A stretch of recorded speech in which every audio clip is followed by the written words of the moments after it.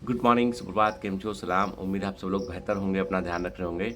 आज बुद्ध पूर्णिमा है, तो आप सभी को बुद्ध पूर्णिमा की हार्दिक शुभकामनाएं। भगवान बुद्ध का जीवन जो है बहुत कुछ हमको सीख देता है।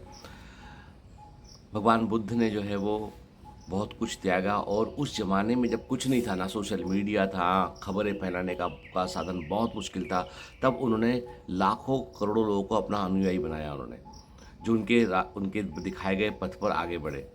खैर, हम जो है वो सब जानते हैं कि जब पूरी दुनिया जो है ना, जब पूरा विश्व जो है वो अराजक था, लोग लड़ रहे थे, झगड़ रहे थे किसी बात पर, है ना, पूरी दुनिया में जो है वो एक इंस्टेबिलिटी का माहौल था ना, तब भगवान बुद्ध ने जो है वो भारत को एक दिशा दिखाई, और वो पूरी दुनिया में ने आप कंबोडिया जाइए, आप थाईलैंड जाइए, लाओस जाइए, आप पाएंगे कि बौद्ध धर्म का कितना बड़ा प्रचार वहाँ पर हुआ है। कि आज भी लोग जो है भगवान बुद्ध जो है वहाँ पर लोग जो है वो कुल जैसे हम कहते हैं ना, मैं तो इतना बोलूँगा कि जितना मैंने इंडिया में नहीं देखा ना, उससे अधिक मैंने लाओस में देखा है, कंबोडिया में देखा है मैंने, थाईलैंड में देखा है मैंने। और इतने सुंदर छोटे छोटे टेम्पल्स बने हुए हैं भगवान बुद्ध के कि मतलब और बहुत सुंदर, मतलब जब उनकी पूजा होती है, जब जो है वो रिचुअल्स जो परफॉर्म करते हैं, तो एक अलग तरह की फीलिंग आती है। और जानकर आपको आश्चर्य होगा कि कई जगह पर जो है भगवान गणेश की भी जो है वो काफ़ी सारी मूर्तियाँ लगी हुई हैं, और काफ़ी जो है वो इन कंट्रीज़ में उनको भी लोग काफ़ी मानते हैं। खैर, हम मैं आपसे यही कहता हूँ कि देखो, जो भी जहाँ भी जो अच्छा है ना, उससे हमको सीखना चाहिए हमेशा, ठीक है ना। कुछ भी हमको सीखने मिले, सीखना चाहिए।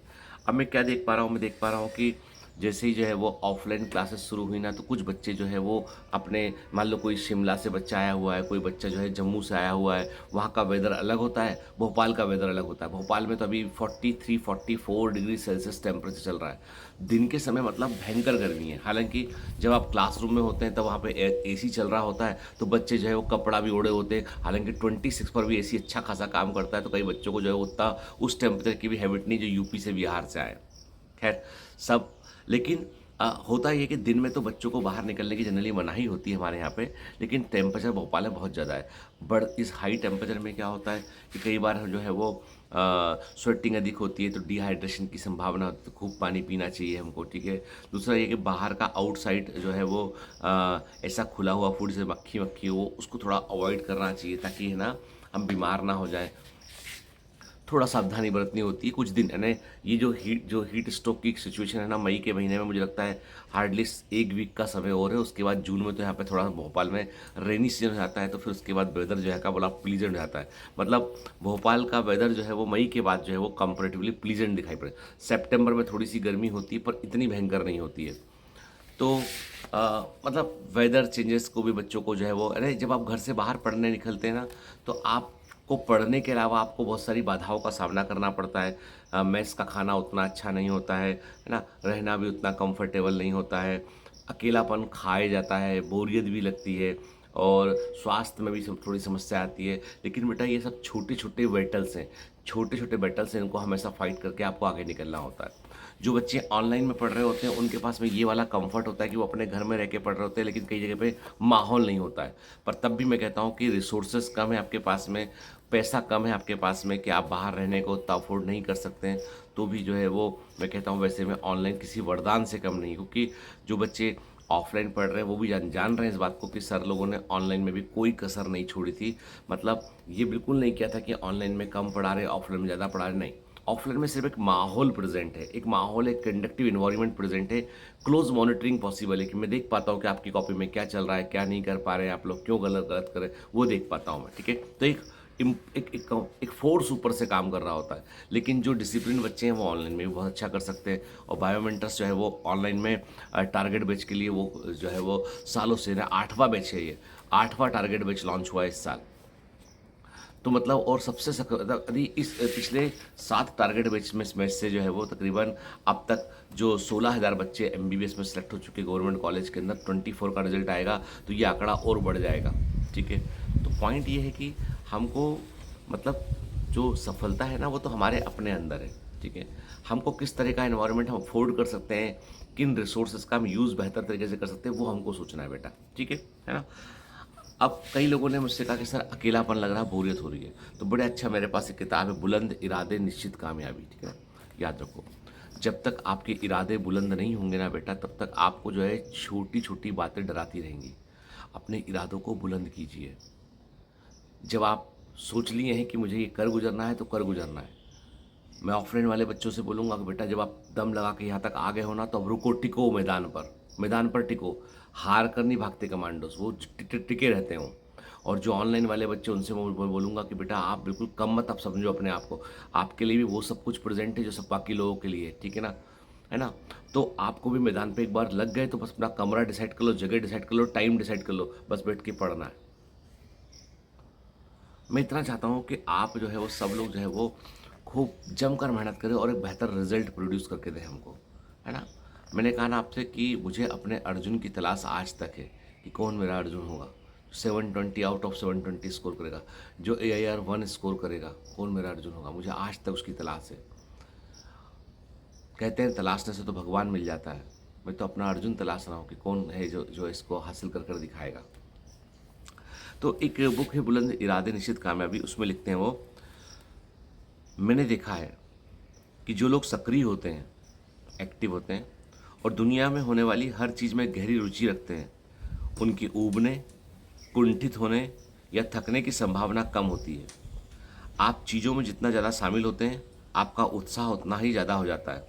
दिमाग जितना भी सक्रिय होगा, यह उतना ही बेहतर काम करेगा और उतना ही ज़्यादा समय तक काम करता रहेगा। धीमे होने का परिणाम बोरियत हो सकती है, लेकिन तब नहीं जब व्यक्ति पढ़कर, सोचकर और सक्रिय होकर मस्तिष्क का व्यायाम करता रहे। अगर आप जिंदगी भर मानसिक रूप से जीवंत रहे तो आप बोरियत से बच सकते हैं। चलते रहें, सोचते रहें, सक्रिय रहें। देखिए, कहने का मतलब है कि आपका दिमाग एक ऐसी चीज़ है जिसको जितना इस्तेमाल करोगे वो थकेगा नहीं, बल्कि उतना और शार्प हो जाएगा। आपका दिमाग वो चीज़ को जितना इस्तेमाल करोगे उतना वो सक्रिय हो जाएगा और शार्प हो जाएगा। इसलिए प्लीज़ पढ़िए, जितना पढ़ सकते हो उतना पढ़िए, सोचिए, क्वेश्चंस लगाइए, डिसिप्लिन में रहिए। क्योंकि कारण ये है कि जब आप ऐसा करेंगे ना बेटा, तो आप जीत जाएंगे, तभी आप जीतेंगे आप। बोरियत तो उन लोग को होती है जिन लोग के पास में ये सोचने का समय है कि मैं क्या करूँ अब, ठीक है, करूँ तो क्या करूँगा, नहीं। जो जैसे मुझसे कोई बोलता है, मुझे बोरियत होती ही नहीं है, मैं सिर्फ वीकेंड में बोर होता हूँ। मैं इस बार क्या हुआ कि सैटरडे संडे जो है ना, बच्चे मेरे छोटा वाला बेटा और भारती बॉम्बे चले गए थे कुछ काम से, तो मैं बोर हो गया संडे के दिन। मैंने कहा यार भारती बहुत बोर लग रहा है, तो घर में, मैं तो संडे को ऑफिस गया था, पता है आपको, संडे को मैं दिन भर ऑफिस के अंदर था, जो बायोमेंटस का कमांड सेंटर है वहाँ पे कुछ कुछ काम निपटाया मैंने वहाँ बैठ के, बल्कि रिकॉर्डिंग भी किया है। कारण ये है कि जो आप एक्टिव होते हो, आपके पास अभी से वर्किंग डे है, कोई टाइम ही नहीं बोरियत होने का, क्योंकि आपको टाइम मिल जाए ये इंपॉर्टेंट चीज़ है। बल्कि मैं भी कुछ, मेरा मॉर्निंग में जो जैसे बैचेस शुरू हुए हैं तो तैयारी करनी पड़ती है, बहुत कुछ करना पड़ता है, तो मेरा जिम छूट गया सुबह का। तो मैं आज सोच रहा था कि शाम को जिम जाऊँ या सुबह थोड़ा 5 बजे और पहले उठ के जाऊँ, क्योंकि वो और पहले जिम में कोई होता ही नहीं, तो वो एकदम मनहूस टाइप का होता है, पूरा सतना बड़ा जिम और अकेले आप उसमें, ना ट्रेनर ना कोई उसमें, ठीक है। तो एक माहौल टाइप का नहीं होता, मैं सोचा इवनिंग में जाऊँ, कब जाऊँ, तो मैं ऐसे सोच रहा था, ठीक है। तो मेरे पास तो टाइम ही नहीं है। कोई मुझसे बोले कि बोरियत, मैं बोलूँगा क्या होता है भाई ये, फ्री समय चाहिए ना बोरियत के लिए, तो फ्री समय है ही नहीं है। तो जब आप पढ़ने निकले हो यहाँ पर बाहर, आप पढ़ रहे हो, तो आप बोर कैसे हो सकते हो? किताबें हैं, सब हैं, वो पढ़िए ना। ये सोच लीजिए कि ये जो किताबें हैं फिजिक्स, केमिस्ट्री, बायोलॉजी की, जो आपके नोट्स हैं, क्लास के नोट्स हैं, जो आप पढ़ रहे हो, जो टीचर पढ़ा रहे हैं आपको, ये आपका पूरा फॉर्चून बदल देगा आपका। आज यदि आप जो है वो क्लासेस में पढ़कर आप कल सेलेक्ट हो जाते हैं ना, तो पूरी ज़िंदगी आपकी बदल देगा ये। पता है कई बच्चे बोलते हैं सर बायोमेंटस का फेलिसिटेशन सेरेमनी जो है वो एग्ज़ाम होने के, रिजल्ट आने के तुरंत बाद क्यों नहीं होता है, बाद में क्यों होता है? क्योंकि हमको पता है कि रिजल्ट आने के बाद में जो है हम जब कॉल करेंगे बहुत बच्चा आ जाएगा, ठीक, पर हमको चाहिए कि वो बच्चे जो आत्मा से, सोल से बायोमेंटस जुड़े हो, वो तभी आएंगे जब वो मेडिकल कॉलेज में पहुंच जाएंगे, वहाँ पढ़ रहे होंगे, देन दे रियलाइज कि what is the value of bioments in their life, bioments का उनके जीवन में कितना वैल्यू है वो समझ पाएंगे। जब मैं एक आह्वान करूँगा कि बेटा फंक्शन है, आना है तुमको, आओगे, तो वो बच्चे खुद फॉर्म भर के देंगे, हाँ सर हम आएंगे। कोई लालच नहीं, कोई ग्रीड नहीं, दिल से कनेक्शन है, आ जाओ। जिंदगी भर का संबंध है बायोमेंटर से, ठीक है। चलिए, तो बोर मत होइए, टिके रहिए।